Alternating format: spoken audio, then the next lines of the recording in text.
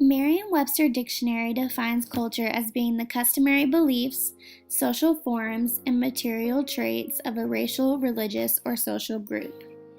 This means that one person's culture is impacted by every experience they have throughout their entire life. My culture is like wax. It is constantly being melted and reshaped by those around me. Many different things have molded my culture, but the most important have been whom I grew up around and the two places in which I grew up. My family greatly impacted my culture and personality from a very young age. My mother was a stay-at-home mom, my dad worked, and my sister was 7 years older than me, so I was never really around children my own age.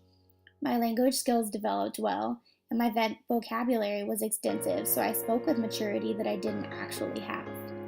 This made it rather hard for me to fit in once I started school, and even after I started, and all through my growing up years, I continued to spend my time around adults that were at the ranch that I grew up on, and my sister's friends. I always found it easier to talk with them than with people my own age. I think that not being around other children significantly impacted my culture, language, and who I am today. I was born in Lewisville, Texas, and attended kindergarten in Argyle, Texas. We didn't live here long, so this part of my life was rather insignificant to my culture. After kindergarten, my family moved to Throckmorton, Texas.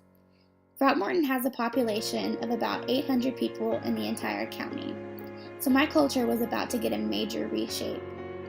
After my first day of first grade, my dad asked me, "So Kylie, how was it?"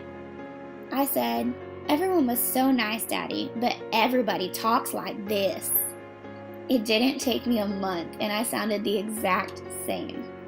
Soon, my culture was made up of 6-man football games, tornadoes, barbecue cook-offs, and gossip. Lots of gossip because everyone knows that's what little towns are made of. My culture remained stagnant the entire time that I lived in Throckmorton. For 9 years, it was like that. When I was 14, there was talk that we would move. And then it was confirmed. It was time to move to the big city. Well, bigger. Liberty Hill, Texas. Liberty Hill is about 1,700 people with, at the time, a 3A school, which was a huge step up from my 1A. After my first day of freshman year, my dad asked me, "So Kylie, how was it?" This time, there was no talk of accents or niceties. I broke down in tears. Everybody had made fun of how I talked, and it didn't stop. Every day I would come home from school and practice talking like the other kids did. My accent had come so naturally the first time, but this time I was actually having to work at it. After a few months, I was talking like the other kids and fitting in. Culture shock wasn't going to have its effect on me any longer. My culture was becoming made up of bluebonnets, music festivals, lake and river days. I was making friends and working my way up the social ladder. I became well known and well liked as I was nice to everybody, despite how they might look, talk, or be perceived by other people in the school. I really think that's what I've taken away from my experiences.